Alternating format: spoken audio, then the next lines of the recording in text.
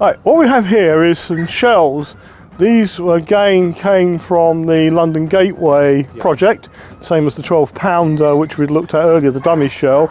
These are mainly solid shot shells of different calibers that have been kept in a chemical solution since arriving. We're now going to uncover them and just have a bit of a check to see what's going on.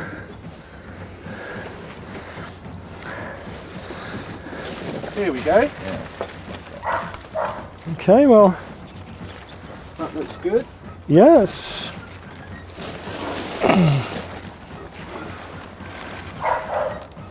So some interesting features on some of these shells. Yes, you can tell this is a slightly later shell than the solid shot one we looked at earlier. It came from Portsmouth Harbour.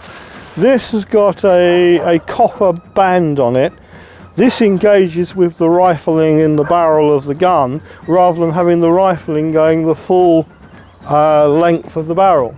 Now, here we've got one of the very earliest ones. This is an Armstrong shell, and you have these studs on there, and the studs actually locate into the rifling in the barrel, get the spin.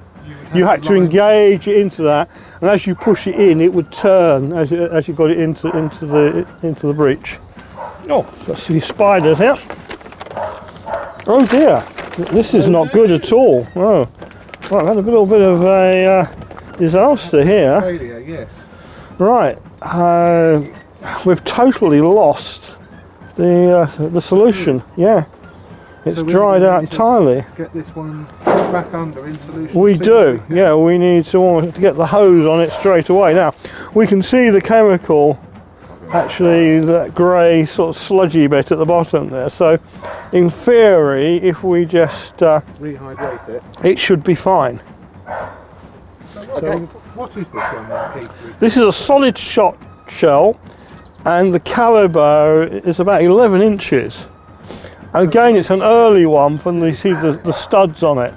Now, almost certainly, it was fired as a practice round from one of the Thames gun batteries, probably at Tilbury or East Tilbury, because they are sufficiently further upriver from the bend in the river where these were discovered, so I would make the assumption that they've been fired as practice rounds.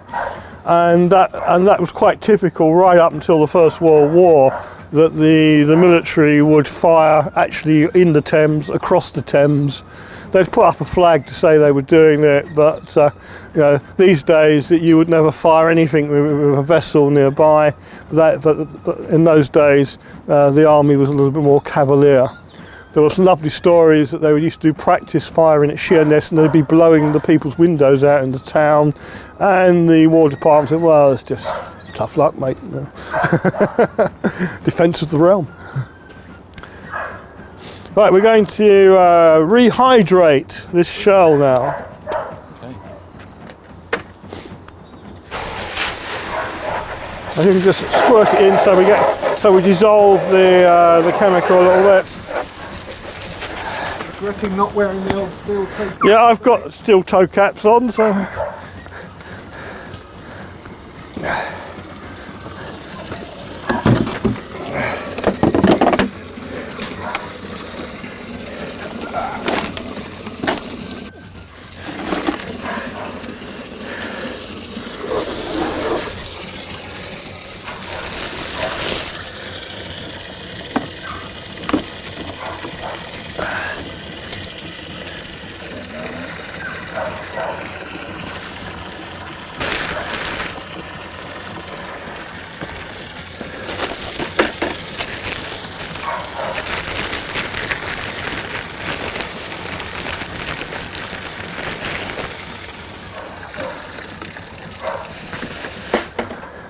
Right, the next task I think we need to do is to make up some plastic tags to replace the paper ones. They're going to rot. Okay, we're now going to put in the chemical, which is called, I think, sesquicarbonate, I think it is.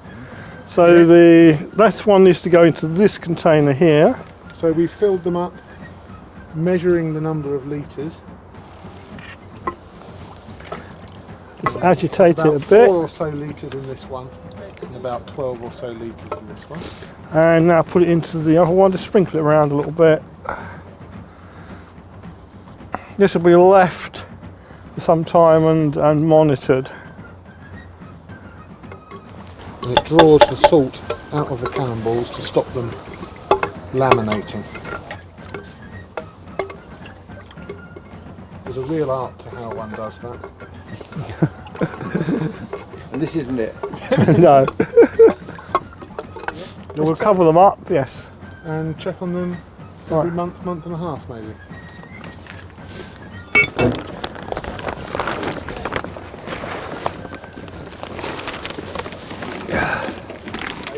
Okay, we need to do that then.